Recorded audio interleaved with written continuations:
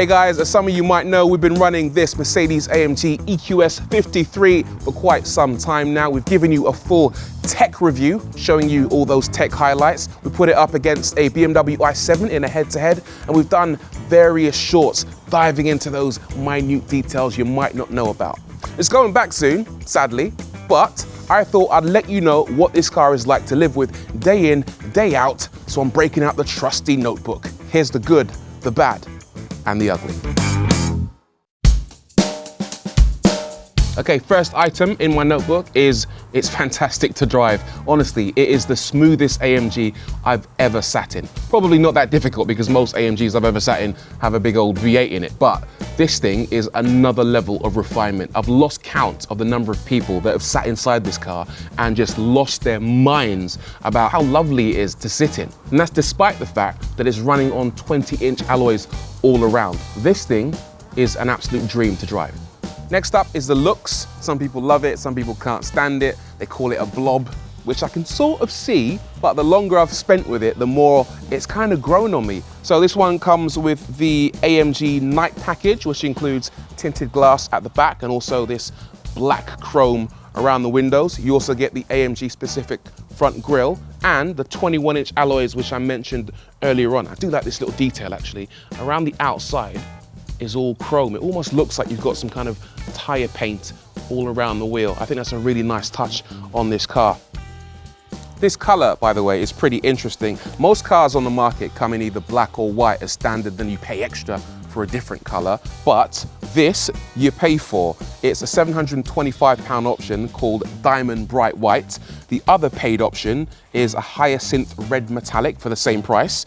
But you can get three colors, and those are Obsidian Black, Onyx Black, Nautic Blue, Graphite Gray, Solidite Blue Metallic, and High-Tech Silver Metallic. What else is good? Performance is very good. AMG badge on the front, so that probably comes as no surprise. I do kind of wish they'd make the AMG badge a little bit bigger, because otherwise you can't really tell that you're in the sporty version of the EQS. Anyway, the launch control sequence on this car is very interesting. You put your foot on the brake, on the accelerator, the whole thing starts to shake, the seatbelt tightens, and it launches with so much aggression. It's unbelievable. 0 to 62 in as low as 3.4 seconds if you've got the upgraded performance pack, and only if you've got above 80% charge.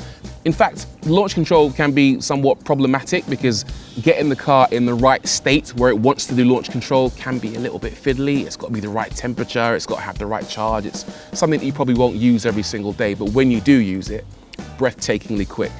While I'm here next to these lights, these are worth talking about as well. These are digital lights and they work absolutely brilliantly. So it basically spits out 2 million individual beams, individual pixels onto the road ahead, and those can pick out items like pedestrians or cars in front without blinding those people in front of you, but it illuminates the road incredibly well. They're some of the best headlights I've ever seen. And they also project an image, an AMG logo, onto the wall or the floor in front of you, which looks really cool as well. And the good news is that these come as standard.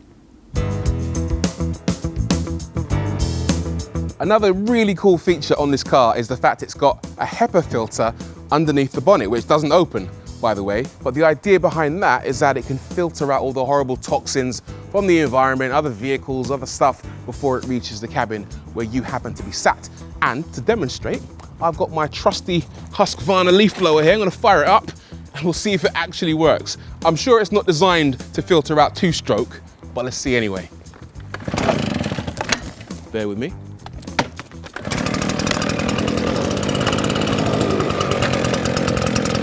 Right, loads of filth coming out of that.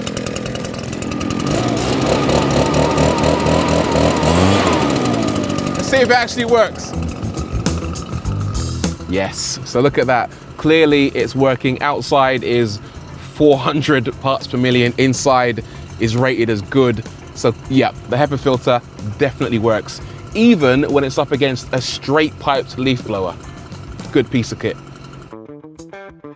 While I'm here, let me talk about the ambient lights, because that is a huge feature in this car. You're gonna notice it, especially when you're driving at night. So you can choose between tons of different colors. I can go for blue up here, all across the dashboard and then the doors, and I can change that to purple or pink or red or whatever suits me. They're also a safety feature as well. So if you indicate to change lanes, these will actually flash red to let you know that there's someone in your blind spot, or if you're about to crash into something, they'll flash to kind of wake you up and let you know that something's about to go wrong. You can actually animate them as well. So when you drive, they'll flash and do some kind of weird disco rave animation thing. It's very distracting, but also very, very cool. Okay, last item on my list of good stuff is the boot, which is absolutely massive. 610 litres of room, which actually isn't far off a Mercedes GLE SUV. Obviously, it's not quite as tall because it's not an SUV, but it's a hatchback, so it just opens super wide and you can get loads of stuff in there. I've had a bicycle in there, for goodness sake. It's that massive. Speaking of which, it's a really good family car with loads of space for you and your whole crew. Yeah, absolutely huge. So that's all the good stuff. Now, let's get down and dirty, talk about the bad stuff. Price is the first major negative for me on this car. £160,000 plus options on top of that. Now, for me, that's a bitter pill to swallow, especially when you consider that there are some quality issues around this particular car. I'm not saying they all have it, but this one certainly does. Look, for example, at this panel gap just here. That's actually fine, but the exact same panel on the other side is massive in comparison. Also, look at the A-pillar. Just here, you've got a little bit of rubber poking out in that little gap there, and on the other side, no rubber. Now, ordinarily, on a car with a bonnet that opens, then you could kind of forgive it maybe because of the bonnet opening and closing constantly and stuff moving around, but this doesn't open, which means this left the factory, or at least the Mercedes workshop, in this state. And yeah, I mean, it's not a massive deal, but 160 grand? Teslas get a bad reputation. I think Mercedes needs to fix that. The other thing that annoys me massively on this car are the door handles. So they're very clever. They do this interesting feature where they close up flush against the door, and then if you stroke it, they open again, which is all about aerodynamics.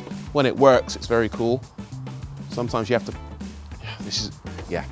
you kind of see what I mean. Give us normal door handles. And then when you go to open them, they feel just a little bit too shonky for my liking. That doesn't look and feel like the door handle on a £160,000 car. And it's annoying because that's the first thing you touch every single day when you drive it. Not cool. Right, I'm also gonna have a little moan about interior build quality because it's mostly good, but there are bad bits which you do notice. First of all, Mercedes are moving away from physical buttons and moving to these capacitive panels.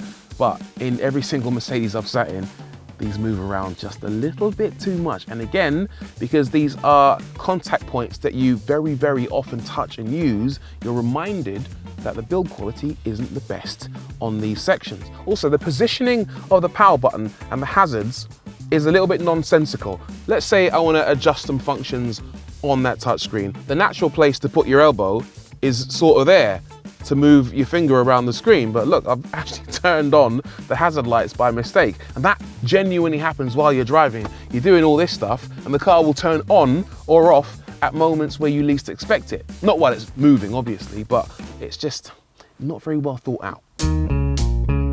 Then there's the Hyperscreen, which has a lot of good to it, but also a lot of bad. Maybe you could say it's overhyped. And that's because it's mostly pointless. And by that I mean the third screen over here is pointless. It's intended for your passengers to adjust things like the heating or the sat nav or the media, but they could just do it from this display in the middle, like on a normal car. There are other things that you could do on that third screen. For example, you can play Tetris and other things like that, which you can also do on this central screen. But you've just spent £160,000 to play Tetris or Sudoku. That's just ridiculous to me. When I'm spending this much cash, and by the way, this is an £8,000 option on a normal EQS, I want something a bit better than Quiz or Match 3 or Pairs or Shuffle Puck.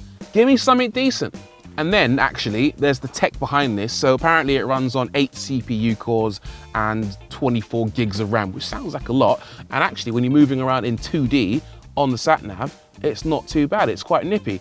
Dare go into 3 dimensions though, and you're gonna find it a completely different story. It's very, very laggy and unresponsive. I mean, it looks great, but honestly, we need a bit more speed. Come on, 160 grand. So I guess that's it. Goodbye, old friend. That is the Mercedes AMG EQS 53. A fantastic luxury limo, and all round, I think I'd buy one. Although actually, I think I might be swayed to go up a level and buy the EQS SUV, which is even more comfortable than this car. There's also the small matter of the BMW i7, which is actually a little bit more luxurious, but on the whole, you can't go wrong with an EQS 53. Right, that's it. My final report on this car is that it gets a B-. Let me know what you think in the comments down below. Do you agree with me? Should it be scored higher? Don't forget to like, subscribe, and as always, I'll see you on the next one.